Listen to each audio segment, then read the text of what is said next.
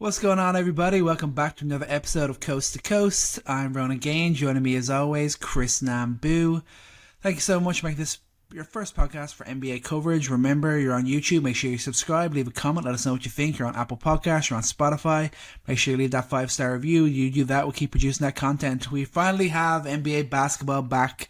We're just a week into the season with all the knee-jerk reactions, all the overreactions, all the underreactions. We've got it all for you today. And on today's show, we're going to be talking 5 things we love and 5 things we hate about the early stages of the NBA season. But before we get into it, Chris, how you doing, man? Yeah, I'm pretty good. Obviously you can see behind me, you got some boxes here. Been moving in again. It's going to be my, 6th move in the last 8 years. Getting a little sick of it, but happy to have some basketball back. And we got some things we love, things we hate, so let's jump into it, man. Where do we want to start here? I mean, we're going to start on the positive side of things, but I guess right. I got to open the floor to you and say, do you want to just talk Chicago Bulls for the whole pod? Let's okay, we'll do that, because I'm always going to be cautiously optimistic about this team. The good is always going to come with the obvious bad that I don't want to be good. But, man, has this team been just really, really good. They've not yet had Kobe White on the floor. They've got some really surprising contributions here, especially with Trae Jones. I just want to start with Trae Jones. He's looked like a borderline starting level point guard in this league. And again, we just have this problem of too many good guards on this team. But you see in year 2 of like a true Billy Donovan-led offense, you see that he's being able to implement the type of offense he wants to play. This isn't a DeMar DeRozan or Zach LaVine offense. This is a Billy Donovan offense. This team is running fast. This team is constantly relocating off the ball. The spacing is good. They're constantly getting into their offense. Vucevic still continues to look like a good offensive hub. And when is he going to stop shooting well? He shot already at this point 63% from the floor, 54% from 3. That's going to come down. But, if he has another year of being a 40% three-point shooter, this team's just going to be too good offensively. And the Chicago fan in me loves it. I love watching the team do good. I love the fact that Giddey is really continuing to blossom as a player. And just talk about the shooting, too. Shooting 6 threes a game, albeit in these 3 games. But shooting, again, 41%. He's taking those opportunities. Defenses are really not respecting him still. But, I just can't imagine us being too good this year and not getting a lottery pick at all. That is what I'm afraid of. I can't put this in my love because I can't fully love an idea of this team that ends up actually even being good enough to be a top 8, top 6 seed, and then you don't even get a shot. That would be... I have to put that in the hate category. I don't know. I'm in between both. I'm so torn, but good for these guys to finally have a great start. This is the best start they've had since they traded for DeMar DeRozan. Yeah, and for anyone who hasn't realized, the Bulls are 3-0 as we record here on October 29th. They've made a great start to the year. And obviously, we just got to start opening up the show with that, because this is basically this is a hate that he loves it. That was our opening session. Chris hates that he loves that the Bulls are doing well, because at the end of the day, they probably still need that real legit build around piece to lead them into the next stage of winning. But at the same time, you always want to see your team winning games, and it's always fun, especially in these early days. You're able to just enjoy it. If they're still winning at the end of the season, maybe you'll be a little bit more worried. Yeah, I think things will calm down. I don't think Jalen Smith and Julian Phillips will continue to combine for 34 points a game. I think that will probably regress to the mean. Yeah, I think that's fair. Let's get into the things that we do love, and I'll start us off here, and I'll keep it nice and simple. The Lakers backcourt. Yeah. The Lakers as a whole, I'm not so sure how I'm feeling about them. Yeah. But the Lakers backcourt, I'm loving what I'm seeing from them. Luka, obviously a shame that he's out now, only obviously played the 2 games. But with him and Reeves together, both electric in different ways, just so fun to watch. And that's always the bare minimum. When you're watching basketball and it's a team that are going to be on TV a lot, but not a team that you really have any fandom for or really rooting for. You always just want to see those electric type of players, and Reeves and Doncic as a backcourt, in terms of the ability to just score the ball in different ways, they're going to be one of the most exciting to watch in the NBA this season, it looks like. I think that Austin Reeves has gone criminally underrated, still is. And you just always see him take huge strides whenever the opportunity is given to him. His Hmm. 51 point game in particular just Yeah. looks so effortless. The way that he just gets to the rim, the way he can snake pick and rolls, he can get people in jail, he can shoot that floater. Like, it's really hard to find guys like him that are honestly good at everything. He can run that pick and roll, you can play him off the ball, he can be a movement shooter, he can play in the open court. And I guess I'm really wondering, like, what is the cost going to be for this guy next year? He's Yeah. definitely declining that player option. He did not accept that extension, which was smart on him. If he's going to play like this, if he's going to be like a 25 point per game scorer, you know, if he's going to continue to be this good, number one, this season it's going to give LeBron more opportunities to be healthy for the playoffs. And number two, it's going to be a problem for them this offseason that they're going to have to pay up. I mean, there's some rumors about him being like a $40 million a year player, and that's not something that I think we realize until you finally see this product on the floor, and like there's not many other options like him in the league. No, absolutely. And the thing I love about, like, he's deceptively quick as well, and like really good finisher at the rim. Like, I love when he attacks closeouts and he gets to the rim. Like, he always has that first step on his defender. It's something that is definitely, you kind of sleep on. You kind of think of him more of this like movement shooter, this guy that can get hot at times, but like he really has that all round offensive game. And like, you pair that with Luka, yeah, we're still going to see some problems defensively. But in terms of the offense, they don't need LeBron James offensively to stay in games this year. Like, Luka and Reeves are going to be able to do that for this team, and it's just a question of what sort of defense they can put out around them to actually have some sort of success and like realistically challenge for a top six seed in that stacked Western Conference. Yeah, I mean, I'm just looking at this here. He could command if they gave a max contract. If he continues to play like this, a max contract for him would look like 5 years for 240. That's No. how crazy the cap sheets are right now. And he'd be basically like a 41, 48 on an escalating scale. I mean, that's what it's going to happen if he continues to play like this. There's going to be many Yeah. teams like that are going to be pushing for him. But I mean, good for the Lakers to finally really see him continue to improve. And if he's the long term piece next to Luka, I mean, you got to pay him. You have to pay that. Seeing that light on the next side of the after LeBron, the light of like building around, having that first other building block around like Luka, like that's obviously encouraging for the Lakers. Yeah, and you got to look at the Mavs. Look what happened when we didn't pay Jalen. Mm-hmm. What could have been if you kept those two together. Yeah, absolutely. Thank God they didn't. I want to start. Well, actually, let's stay in the West Coast because this should be the top of the order. This should have been the first thing we talked about. But I remember if it wasn't last week, the week before, we were a little not we, someone was a little skeptical about is like Wemby really an MVP? Like how good do they have to be? Um, yeah, so that conversation doesn't make sense right now, does it? Because Wembanyama clearly looks like the best player in the world. He's already, I think, gonna be top three MVP voting in 4 games played. Just like looking at what he's done, the Spurs have the best net rating in the league. Wemby's making everyone around him better. You see that his shot diet has clearly improved. He just looks so much more polished. He's now in the league seventh in dunks, but not amongst players, amongst teams. So he is seventh. If he was considered a team, he'd be seventh in dunks, and I believe sixth in blocks. So he himself is the best interior anything for across teams. He could just be a team all by himself. I mean, this dude, like, just on the eye tests, man. Some of the things he's doing is just insane. He had a 360 layup going to the left. The fadeaways off of 1 foot, especially against Anthony Davis. He made Anthony Davis look like like a guard. Like Anthony Davis did not look like he was on the same level as Wemby. Like truly, like in that is if that's not the eye test that you need to look at to be like, wow, this is true. Like the next best player in the league. This is the next generational player. I don't know what he needs to do to prove it to people, but when you make Anthony Davis look like a pretty average guy out there, I mean that's really doing something. Yeah, I mean, all he has to do is just at least play 61 more games. That's basically all he has to do. Yeah. So he meets the threshold and gets there. Like, yeah, he's been obviously just absolutely insane. Uh, the biggest thing is obviously it was the cliche thing. Like, he's got to like figure out his shot diet. That's like everyone was talking about it. Obviously, and like early signs are that he's very much figured that out.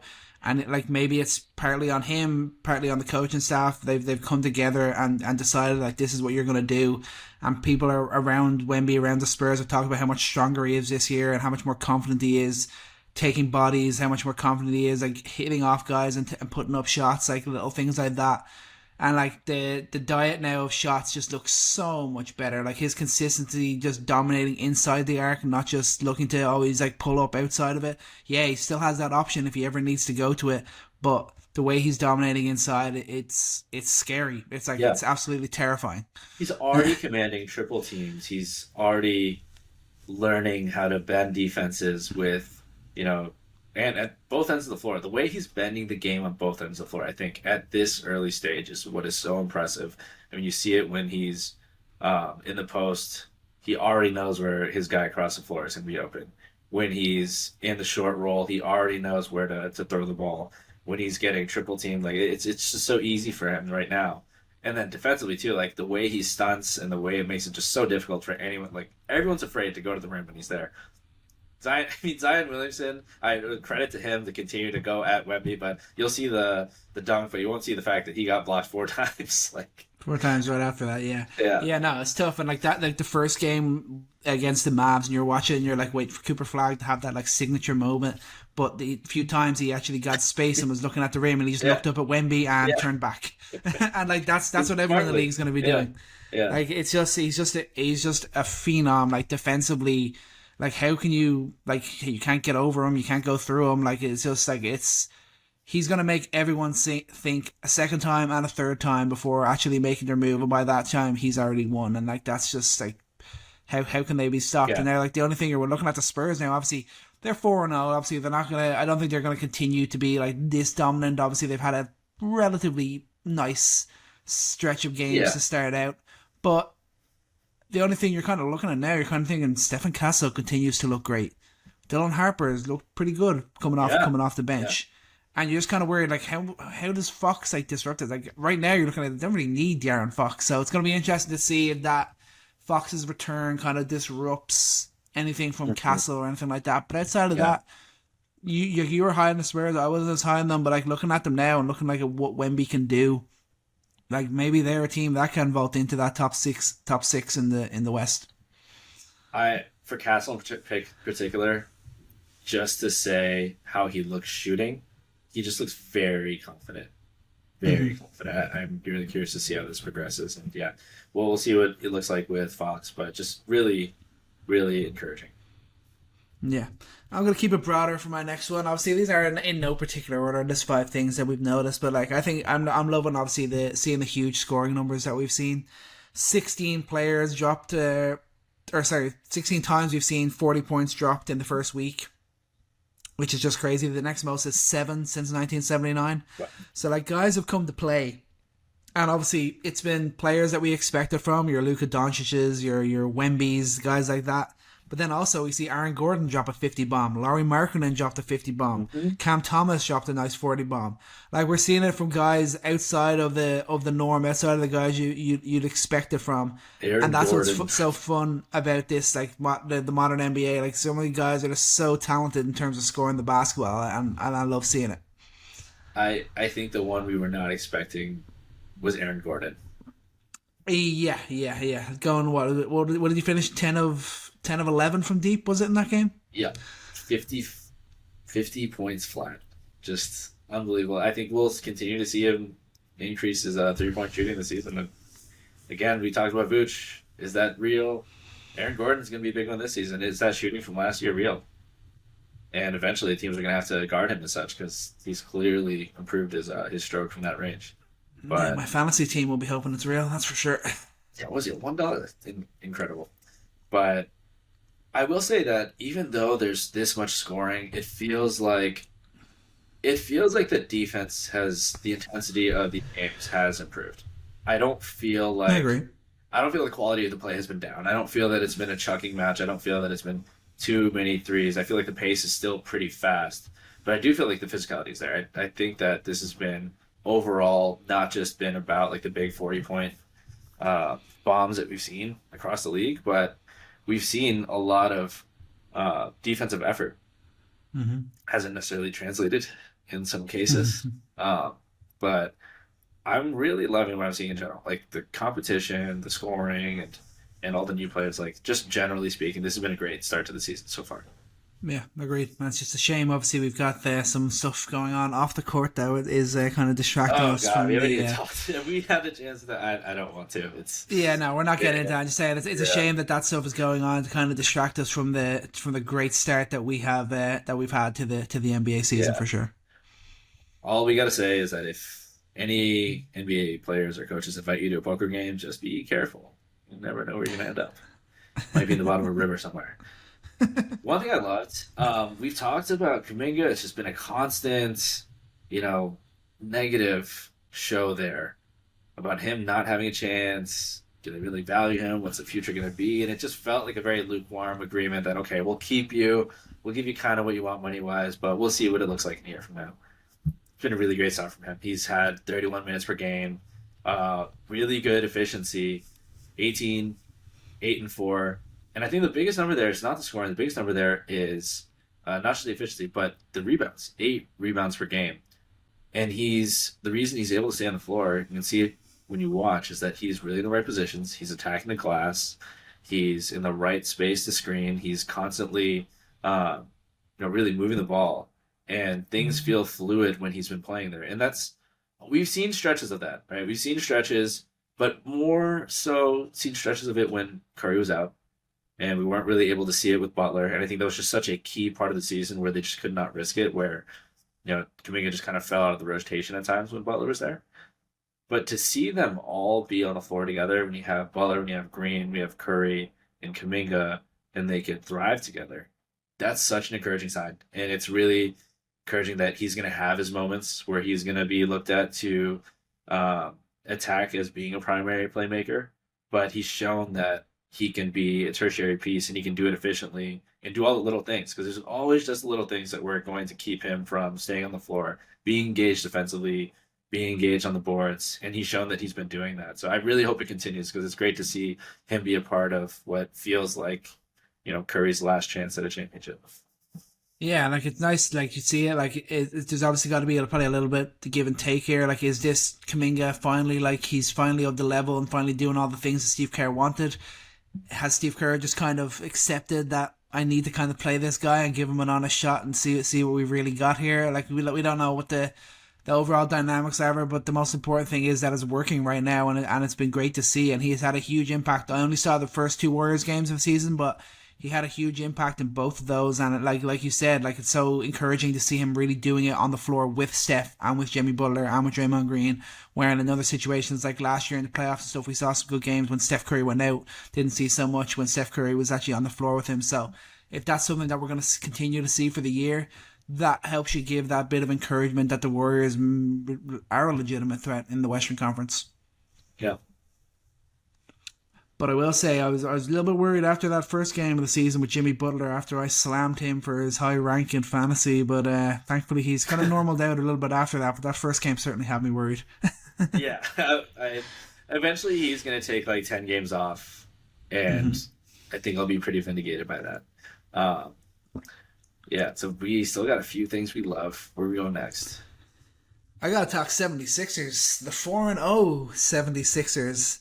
And yes, it's been nice that Joel Embiid has been on the floor, obviously playing in very limited minutes, but he's been on the basketball floor, which is a positive thing. But it's more so just about seeing the light outside of Joel Embiid and looking at that backcourt and seeing Tyrese Maxey and VJ Edgecombe dominate for this 76ers team, and just makes you watch and think and just like, man, there's life without Embiid.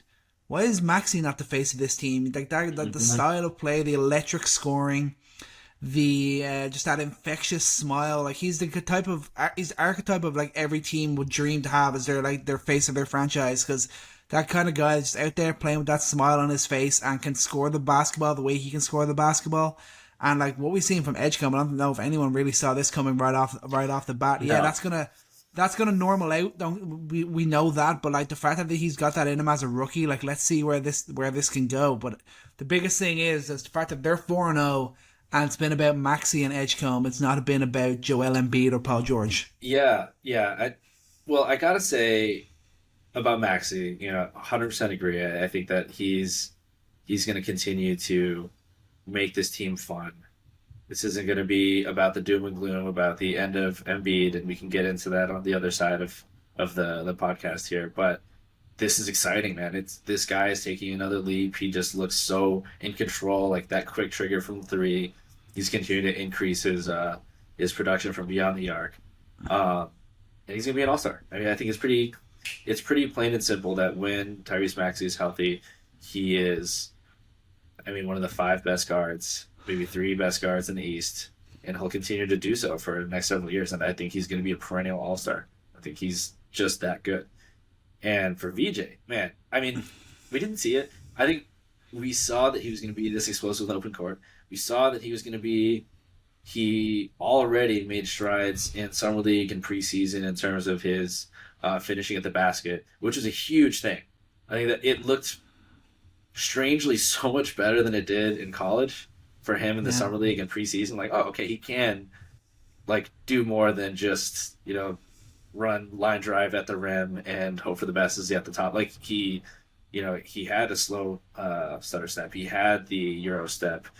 He had a little bit more creativity at the rim than we maybe gave him credit for. But dude, like the off-ball shooting, the playmaking, we knew the defense was there, like we said, but at the volume at which he's done it, and he's done a lot of it without the ball in his hands, being a cutter, playing the open floor, being an off-ball shooter. I don't think he's going to average 22 for the season. I don't think he's going to shoot 43% from 3. But I think I've seen enough to be like, yeah, I think this is like, he's like a 15 to 18 point per game scorer. I think he's going to be able to do this off ball. He doesn't need it in his hands. I think I've seen enough to feel pretty confident that he's going to be able to be a 30-minute a night starter. Like he's going to continue to do this. I don't think we've seen too much randomness with his game. I've been really encouraged by it. Yeah, no, I totally agree on that. I'm loving what I'm seeing from VJ, and more importantly, it's not taking away from any of the other guys. Like we're still seeing big performances from Kelly Oubre, still seeing Quentin Grimes have that big impact off the bench, which is like this is what you want to believe. I hope for Quentin Grimes that he can continue to have this impact and either get paid by Philly next year or get paid by someone else, because this guy deserves some decent NBA money. Like this is an extremely talented player, and you just kind of it's all like Philly. Being positive about Philly when we don't have either Embiid or Paul George to talk about is a great thing, and that's like a great sign for the future for the 76ers. Yeah, I really hope that he slowly comes around because, yeah, we'll talk about Embiid in a minute, but there's some bright spots, and we love those bright spots. We love that they're one of the undefeated teams in the league. I was not counting on that. And we haven't even got Jared McCain on the floor yet. Yeah, exactly. There's just a lot of electricity going through these young guys. Staying in the East, I mean, can't really ask for a better start for a team that everybody is counted out and thought was going to be terrible and disappointing and at the dead end. Are they going to trade Giannis? The Milwaukee Bucks. I've loved what they've done. And in terms of it's not about the player that they got. It's not about the big splashy move. It's not anything. It's just, it feels like culture. It just feels like the effort is much more there. The competition is there. That intensity from Giannis is just infectious to everyone there. And they're managing to do this, I mean, without like a true lead guard yet. Kevin Porter Jr. is supposed to be there, and they've managed to do okay. And it's through just the general level of competition they're bringing to the floor, and if Giannis decides to be the best player on the floor, you can't stop him. And he has decided to do that in pretty much all their games, and he has looked insane. And obviously, the big rumor across summer was the Knicks making a move for Giannis. And don't get me wrong, I was never in the camp of yes, the Knicks need to go and make this move with all they had to give up. But then, like, watching him just dematerialize the Knicks last night made me think, my God, we have to go and get this guy. Like, he is just such an insane talent. And, like, last night was just another marker of just how good he is. And, like, obviously, I just have to keep telling myself, I'm just like, not, this is touch wood. I'm not saying I want this to happen at all, but I'm just like, he's not going to be healthy for the playoffs. This has been like the last 2 years as well, and then he hasn't been healthy in the playoffs. Like, this is the only thing that's like keeping me calm about him, like not being a New York Knick, because the talent that he has, watching these first 4 games, is dominating 36, 16, and 7. I think he's averaging right now. Insane efficiency, even shooting the 3 ball pretty okay as well, which is a scary sight. And I'm just like getting like major like LeBron James 2018 vibes off Giannis Antetokounmpo right now. 36, 14, and 7 on 70% from the field. I don't care about the 3-pointer. I don't think he's going to keep shooting that, but that is going to give Wemby a run for his money. yeah, and defensively he looks incredible as well. Yeah. And like that moment last night where he was basically like this is my fucking town when he got that and one, like that's just got to be music to the ears of Milwaukee fans. I should have kept him. He was right for the keeping in fantasy, and I didn't keep him. But we won't talk about that. No. What? Oh, you got one more, and then I got another one that you. No, I still got 2 on my list here. Don't you worry. Obviously, mine's not really about what we're seeing on the court. What a bit of a difference we're seeing off the court. Obviously, big changeover in terms of the TV coverage of the NBA this year. And don't get me wrong, very annoying where we're having to pay for all these different subscriptions to be able to watch all these NBA games. But I'm liking what I'm seeing from the early stages of the Prime Video coverage. I like the squad of guys that they've got. Dirk Nowitzki, Steve Nash, Blake Griffin, and Udonis Haslem. A nice like blend of personalities there, and I think as we see Blake Griffin and Dirk get a little bit more comfortable being on camera, I think those guys could be a must-watch sort of TV sort of vibe. I'm getting that off them because I think they're very intelligent about basketball, especially Dirk and Nash, and I think Griffin especially could be a very entertaining type of personality. Honestly, yeah, I'm glad you mentioned it because I think it's been pretty seamless. I will say I don't love the Prime Video streaming, man. It's just not as good as YouTube TV. It's just True. like from a technical standpoint. Oh, but the watch has been great. I think I've enjoyed every single game that I've watched so far. It's felt like really good coverage. It's felt like very seamless. I have no complaints with it. No complaints. Minus having to have a Peacock subscription.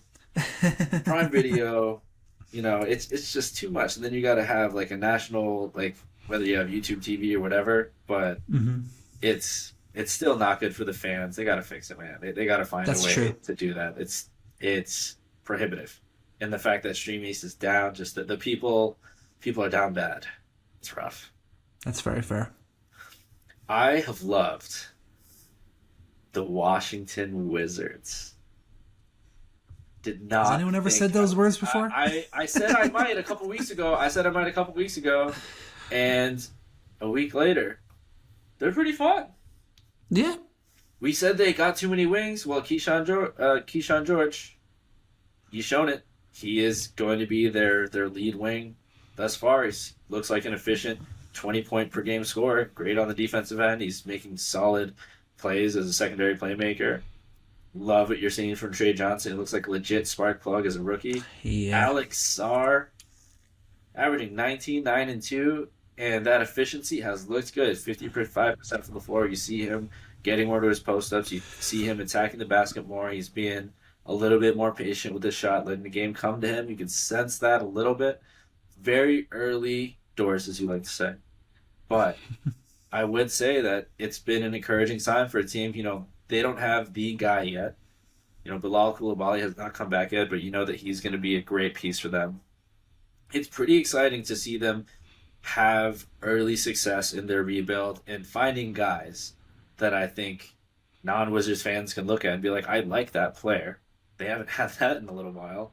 And then who knows what happens at the end of the season. I think that's what the season is all about. They don't need to stack up wins. They don't need to be the best team in the league, but the player development seems to have some early fruit. And if that continues to grow over the course of the season, and then they finally get the luck that they've been dying to get in the lottery, I mean, I really have high hopes for the Wizards. I hope that we continue to see these signs and they maybe get some luck, and then they're cooking from here forward. Yeah, I mean, like obviously, like last night was like the dream for Wizards fans in a way. Like they had Alex Sarr had his like best individual game of the season, and they still managed to lose. Like Yeah, that's like exactly. that's what the Yeah. Wizards want to see. Like yeah, Yeah. he was great, and they obviously managed to collapse in the fourth quarter and ultimately lose it in overtime against the 76ers. Sarr looked great. Johnson, like I talked about him when we did our draft episode. I really like the look of him, and he like very early signs. It'll probably even out a bit, but early signs look like he can be a legit NBA scorer. Yeah. And like you said, still have Koulibaly to come back. George has looked really impressive. He did a great job defending Cooper Flag in their Yeah. win against Dallas. Like he was huge in that, which was like very impressive to see. So like, yeah, they're still hoping for that bit of luck. Yeah, they're still going to be record wise. They're still going to be one of the worst teams in the NBA, and they'll probably be hoping to be the worst team in the NBA. But yeah, the Wizards have got some fun pieces, and they're just that team that's going to be interesting to keep an eye on. Yeah, maybe they're not going to be winning much, but to watch them and see the development of some of their younger guys is going to be important. Yeah. I mean, not to stay too long, Keyshawn George, but eventually NBA players start to do enough when maybe they're not in a big market where everyone's giving them all the shine. They're not like a big blue chip prospect, so we're a little bit behind on it. But he's the kind of guy that starts to do enough things where you're like, wait, that's an all-star level player. Hold on, I'm not getting ahead of myself. Not saying he's an all-star player. Everyone chill. But he's a 6'7" wing. He's got, maybe not a massive wingspan, he's 6'10", but he plays big, and you see he's got great feet. He can play defense on 2s and 3s, sometimes 4s. He's got a bit of defensive versatility. And maybe he's not he's not got the biggest vertical. He's not dunking on people.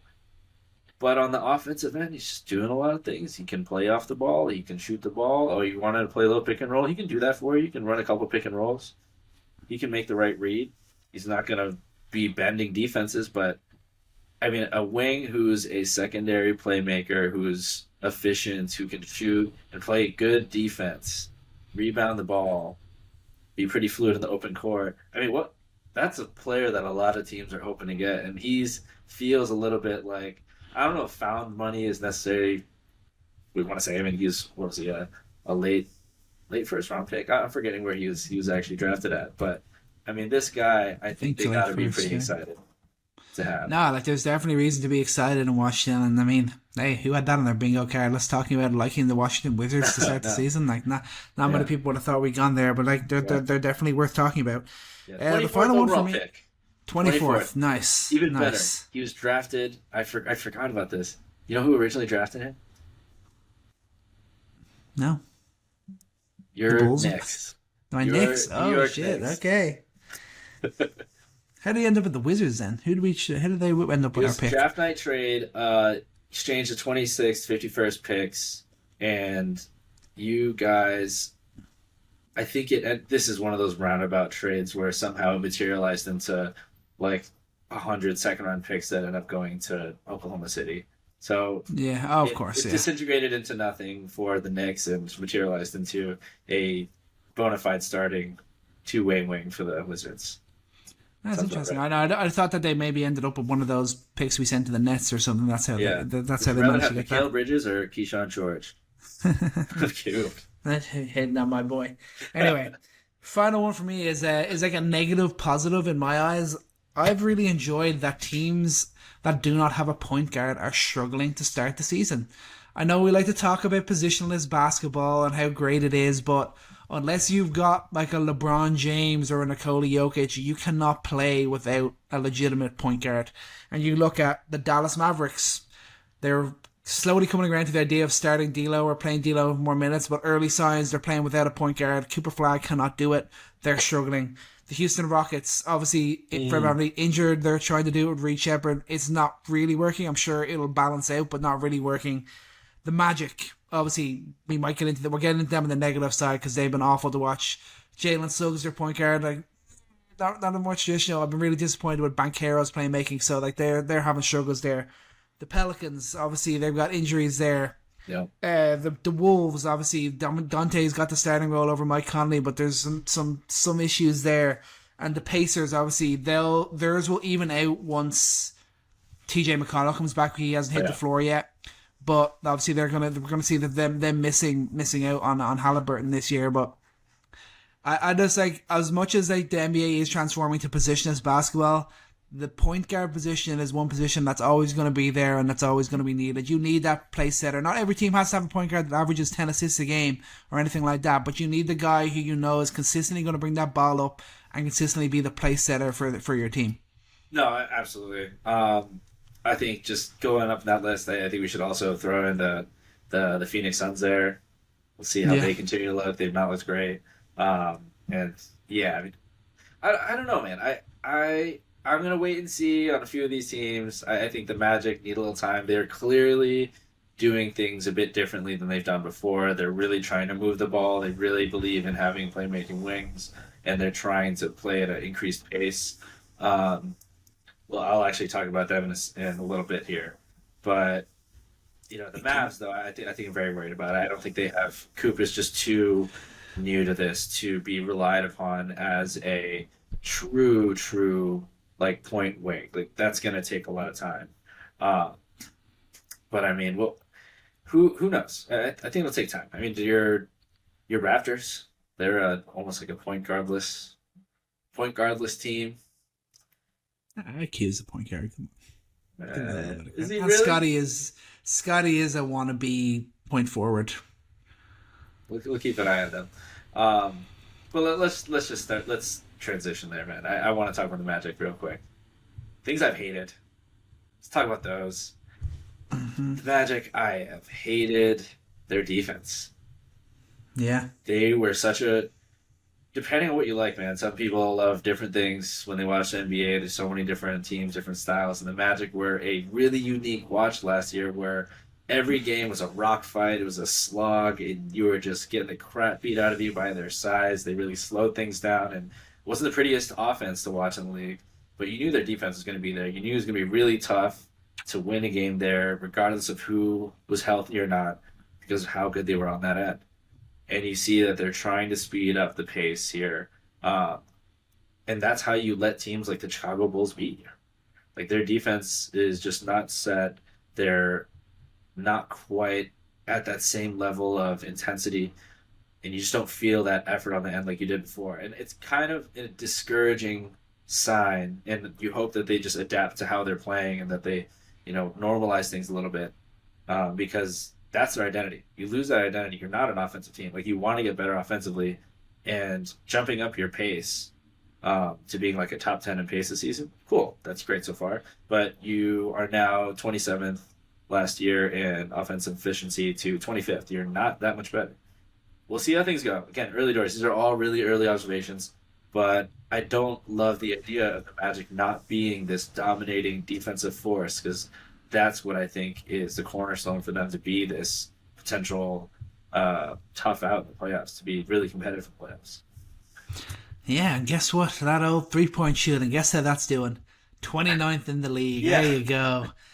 Desmond Bane, obviously, and not only that, he's shooting terribly himself, which is also rough. That will hopefully start to even out. But just adding Desmond Bane has not fixed the Magic shooting. I'm really upset with Paolo Banchero's playmaking. He's averaging 2 assists versus 2.5 turnovers. That's pretty disappointing for a guy that we think all believe has the potential to be that point forward type. And in a team that kind of desperately needs someone to kind of take over as that play setter, that playmaker, like it doesn't look like it's going to be Paolo in the early stages of this. But yeah, just a disappointing start for the Magic. Obviously, they're 1-3. You just wanted to see more. We were kind of expecting them to maybe kind of burst out of the gates and have this strong start, because we believed that defense was still going to be there. And like you said, it just hasn't been at the level that it used to be, and that's weird because I know obviously they had KCP last year, but that defense was there before him, and then they brought Bane in, and he's not the greatest defender, but he's a tenacious defender that you think would kind of slot in seamlessly to their sort of style of defense. So Obviously, still very early, but yeah, it is a bit concerning how much their defense appears to have dropped off for sure. Yeah, and the shooting correctly, Yeah. like that will hopefully come up. We'll see. You really hope that Suggs will also take a tick up. Bane will shoot a little bit better. I mean, Banchero can't shoot 20% from three for the year. That's just I can't believe that. But Yeah. it's tough. They'll adapt. What other things have you seen? Obviously, this is like a very much kind of an overreaction sort of thing for me. It's I've hated Cooper Flag struggles to start the year, Yeah, even though it's basically been two bad games and two good games. Like he had like it was rough for him against the Spurs. Then he kind of bounced back the two games after that, and then kind of struggled again the last time out against the Wizards. But I think he's just being asked to do too much, and just like how high I was on him coming into the year, how much I believed that he was gonna like swan to the rookie of the year, be a guy who's an impactful player right away on a team that could surprise people in the West and maybe be competing for that right on the verge of like, competing for that 6 seed with this elite defense. But he's just being asked to do way too much too early, and I hope that will change. They give a bit more responsibility to D'Lo. When they get hopefully Kyrie back in the new year, that'll start to change. But he's definitely just being asked to do too much right now, and that's what we're gonna not see the impact that I would have liked to have seen from him as a rookie. Yeah, it feels like pretty early to ask him to be running a lot of offense, and I don't think they have a lot of other choices. I mean, how much more can you ask of D'Lo to do? Truly, but it'll take time. I think that this was not an offense he was walking into that was ever going to make sense for him until Kyrie was back. And even so, like his natural position is probably the four. So asking him to play a wing is already a bit out of position, and asking him to be a point guard, I mean, in and of itself is a tough spot. Yeah, So yeah. I think this Mavs team is a couple years away before they have a team that makes sense around Coop. And it'll be fascinating to see if they find a way to ease him into a point forward role. And if he does, turn things around. I think he's great work ethic. He knows how to evolve his game, and he knows that he needs to get better as a shooter in order to be a true star that he wants to be in this league. But it'll be tough in the early goings of the season where teams are going to be locked in on him, and there's not going to be a whole lot of shooting help next to him to open the floor up for him. Yeah, and just on the flip side of it, like who knows, maybe a couple of years down the line we'll realize them putting all this pressure on him as a rookie was ultimately like the best thing for him. Like that it can still come out. Like this is not saying Cooper Flag is not still amazing. This is not saying Cooper Flag is not still the favorite for rookie of the year and can be a great player for the Mavs. It's just been a tough watch to early days for him. Yeah, I agree. You mentioned Embiid earlier. Talk about things you hate. Yeah, I hate what we're seeing from Joel Embiid, and nothing against him personally. He's been through so much already. I mean, you say that to a Philly fan, and they'll lose their lunch because they hate the fact they're paying him so much and he's not playing. But he doesn't look right, man. Yeah. Does not look right. He's starting to increase these minutes, now up to 22. Still not sure if he's ready for that.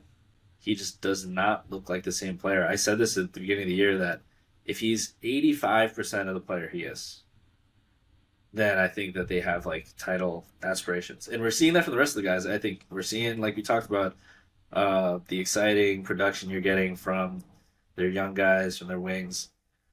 He looks like half the player he's been. Yeah.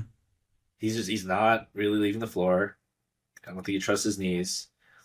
I mean, Alex Sarr is backing him down into the paint. I don't know what version of Embiid this is. I don't know how long it would theoretically take for him to get back, but I think, maybe if you're really hopeful he's going to come back and be healthy, you're upset that he's playing like this. But I think I'm pretty bummed, man, to see him moving the way he is. He does not look like he is going to make a recovery that looks like he'll be the player he was before.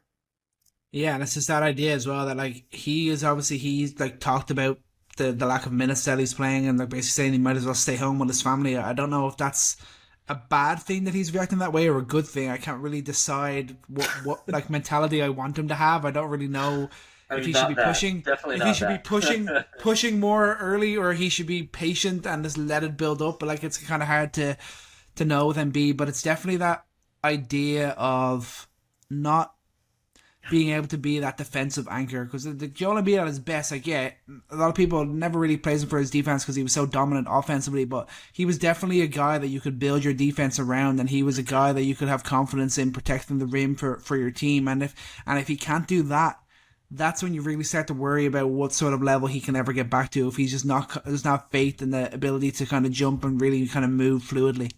Yeah, and reintegrating him, I think you just got to be patient. There's clear he's not ready to do it right now, and he's just got to buy in. He's got to be fully bought in that it's going to take him months probably before he gets back into the game shape. And maybe it's too early. Maybe just right now he doesn't look right. He just needs to get back in shape. And for someone who's had so many injuries, that will take time. And hopefully this start of the season is a very distant memory when he gets back to where we want him to see him be. Yeah, no, totally agree. Another guy that I'm mad at that's not on the floor right now is Mr. Brandon personal. Miller. Oh. No, I thought I knew. I was thinking about that, but I decided not to go there. But yeah, Brandon Miller out again, disappointing. Shoulder injury. He's reportedly it's like diagnosed but not fully diagnosed. He's reportedly going to get a second opinion about it. But yeah, just him already being out. Obviously, I think that was the second game that he went down, or maybe even the first game that he went down in. Obviously, just super disappointing. We were really disappointed to see his season cut short last year and just see it happening again. And while the Hornets are looking kind of fun as well, and they're doing it without Brandon Miller, that's just a bummer. Dude, it's like, I mean, we talked about it in the summer where you don't worry about him. It's a wrist injury he had last year. That's a freak injury. Upper body injuries are not things that you should be worried about. And then he dislocates his shoulder. I mean, they're starting to turn into like a New Orleans Pelicans kind of situation. Like, Yeah. I don't know what to do with it, man. But yeah, that does suck. I think we have really high expectations for this guy and what he's going to do for this team this year. So really hope he gets better soon. Mm-hmm. Not too much to say on that. It's just quick, just like, God damn it, Brandon. No, literally, I mean, we just talked about that. We're not worried about him being injured. It's not a big deal. The wrist is fine. People who are worried about it don't be. And then here we go. Staying on centers, I had pretty high hopes for DeAndre Ayton. Another year of convincing myself that Ayton's going to figure things out. I have absolutely hated seeing how he's been playing. You could point out his counting stats. Fine. 15 and almost a double-double, 15 and 9. Okay. That's cool. He does not look like a starting center in the NBA. He hasn't since he's been in Phoenix. And he has the opportunity of his lifetime to play for the Los Angeles Lakers.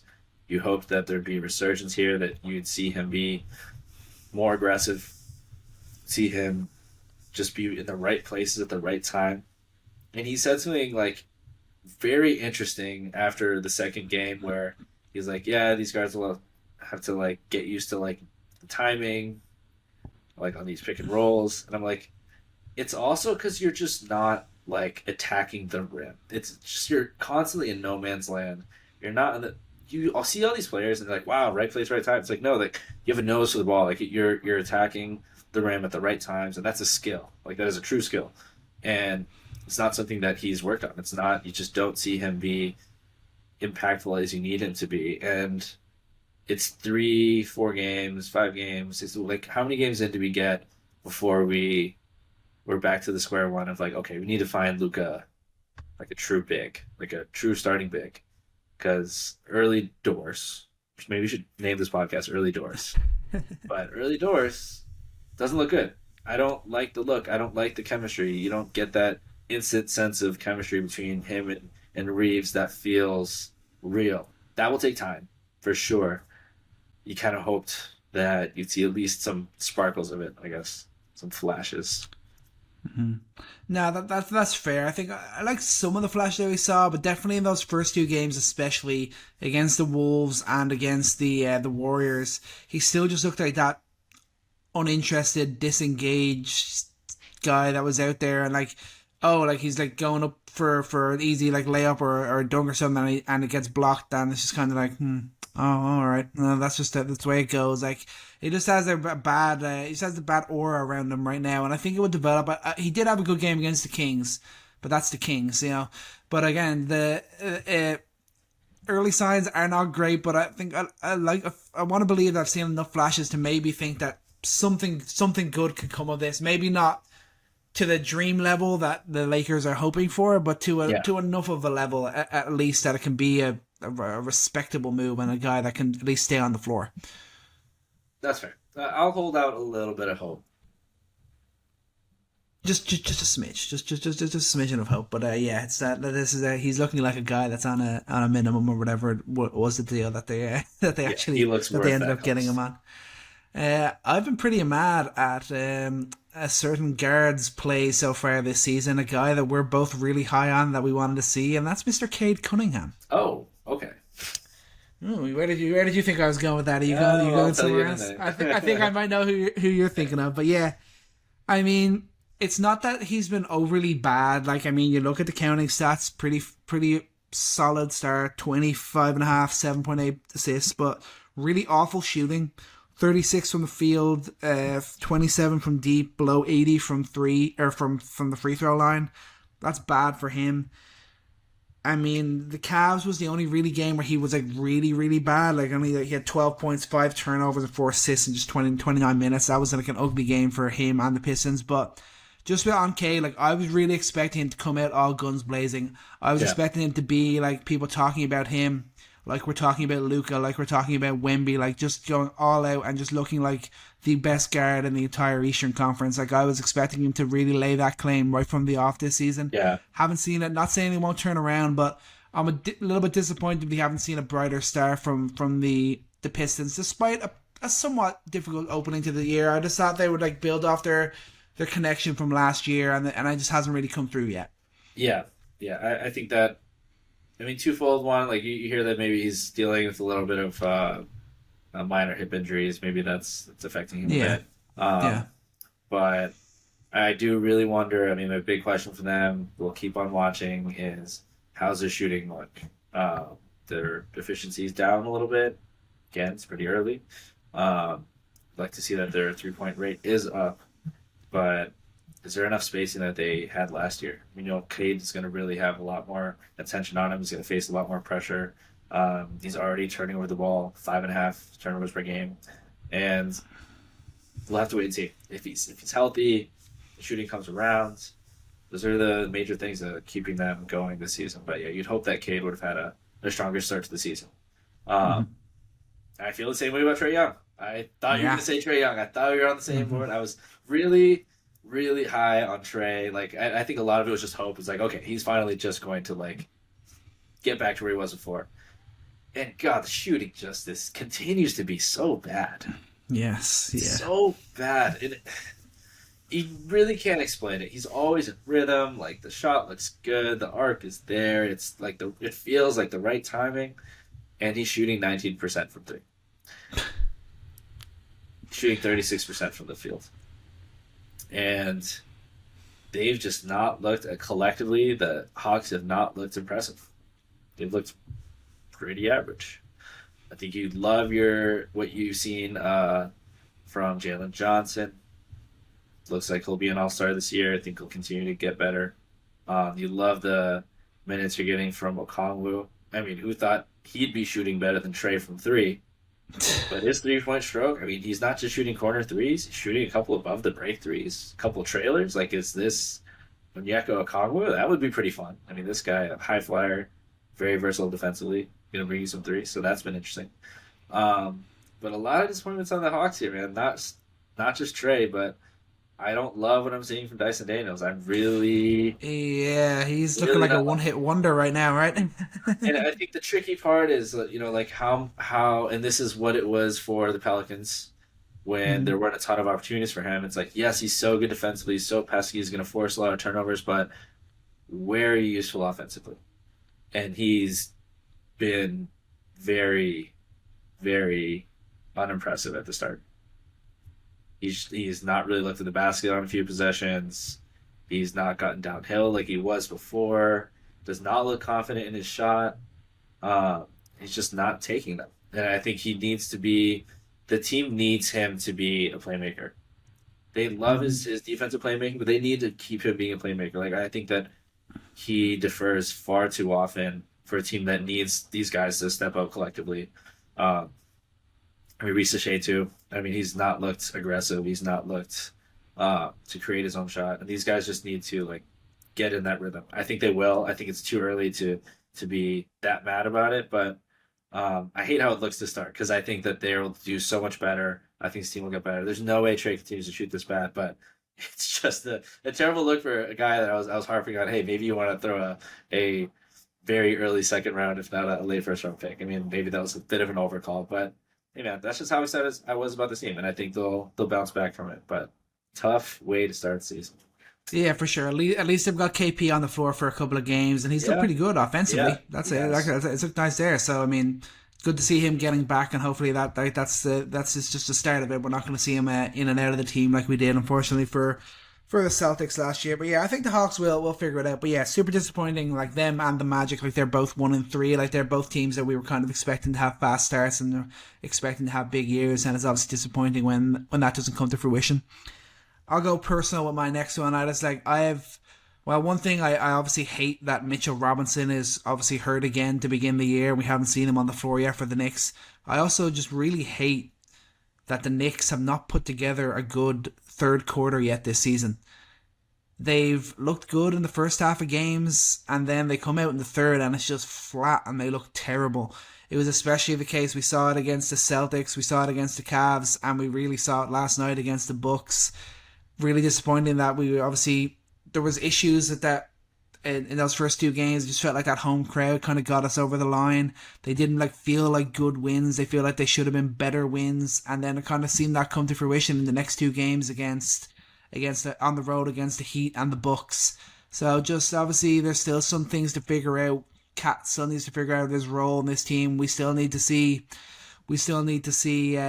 Mitchell Robinson on the floor for this team. Like there's still some things to figure out for the Knicks, and I was expecting a little bit more of a seamless transition, a little bit more of a brighter start. But I guess it's going to take a little bit more time for things to be fully figured out in New York. Yeah, what's Mike Brown saying at halftime? Like this is Yeah, I know, right? I'm hoping it's just like early season jitters, and it's just like, oh, we're up by like 10 going into the half, and then the kind of like fading it in the third. Like we got away with it against Boston, but we didn't get away with it last night against Milwaukee.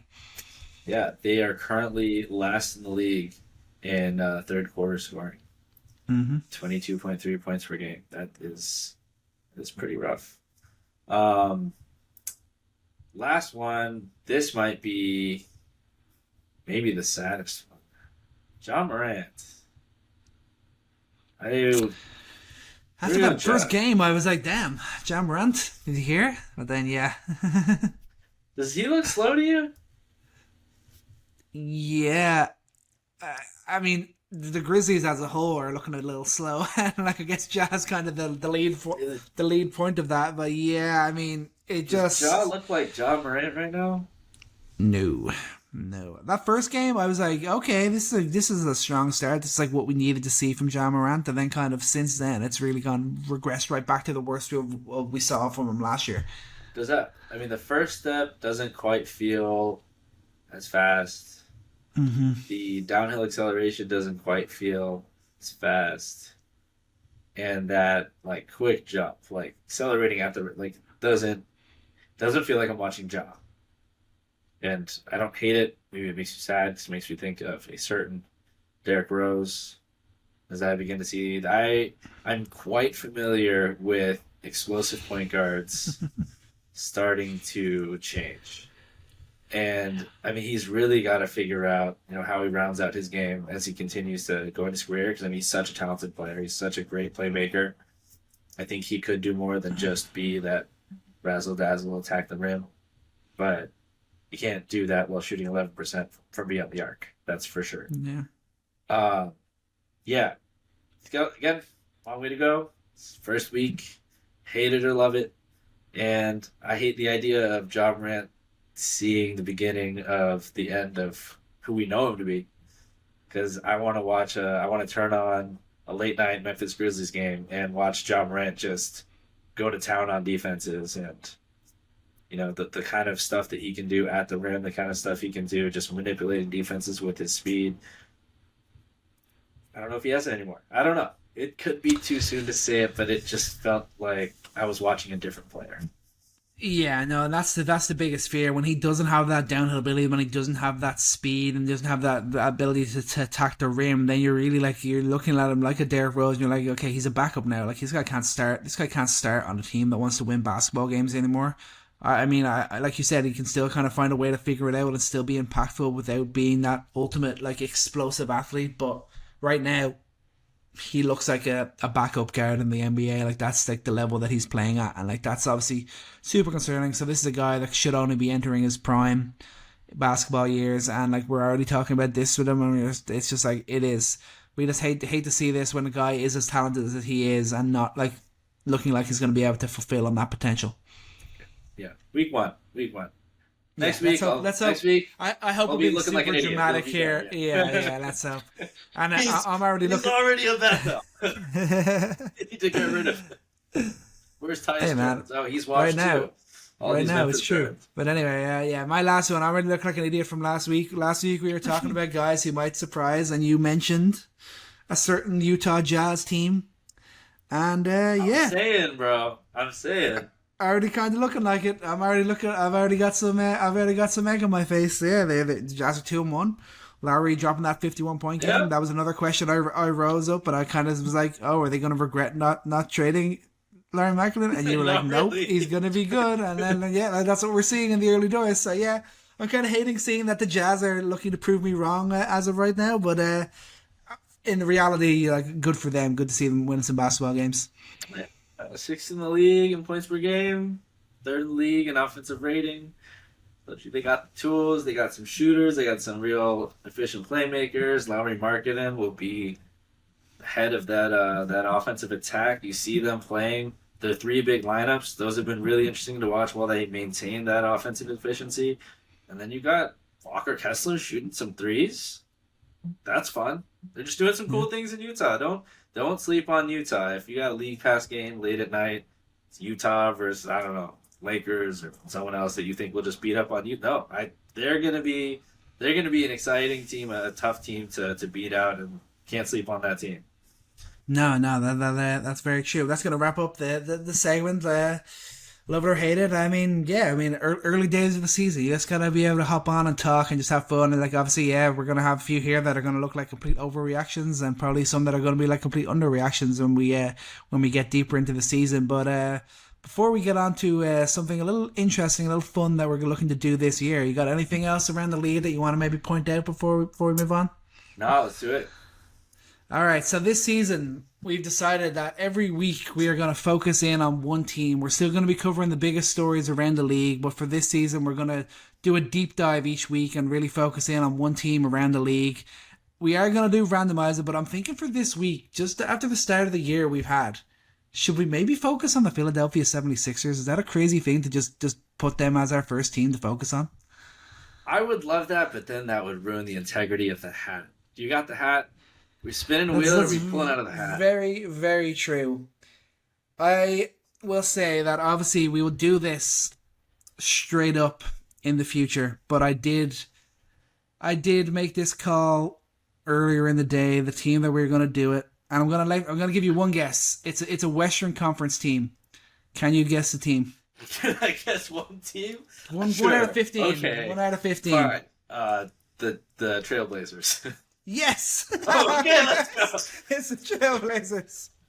So yes. All right. We will for be the next following all week, the we're gonna be FBI following affidavits over the next 7 days. We'll bring to you live what is happening from the courtroom. How many people the mafia have killed as a result of Billups' operation? Alleged. There you go. Yes. I gotta learn some poker. We gotta learn how these X-rays work. We'll bring it all to you next week.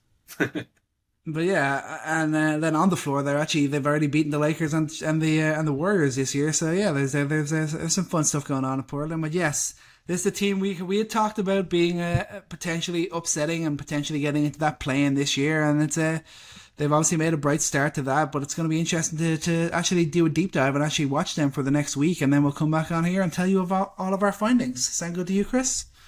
Sounds good. Democracy is dead. Randomness is dead. Ronan decides what we do from now on. No, yes. From now on, I will. I promise. We'll do this. We'll do this more organically. We will do this live on air, and we'll get to see it happen in motion. But I was fooling around with it earlier on my list. I landed on this team, and I wanted to do them. So I was like, yeah, we're good. Well, let's just do that before. Let's not leave it up to chance. You forgot the hat. You forgot to split up the. Don't lie to me. But no. Portland Trailblazers are our team for the week. But yeah, that's going to do it for today's episode. Thanks so much for sticking with us. Remember, we are everywhere on social media at Coast to Coast NBA. And most importantly, remember to take every shot and love every moment. Peace out.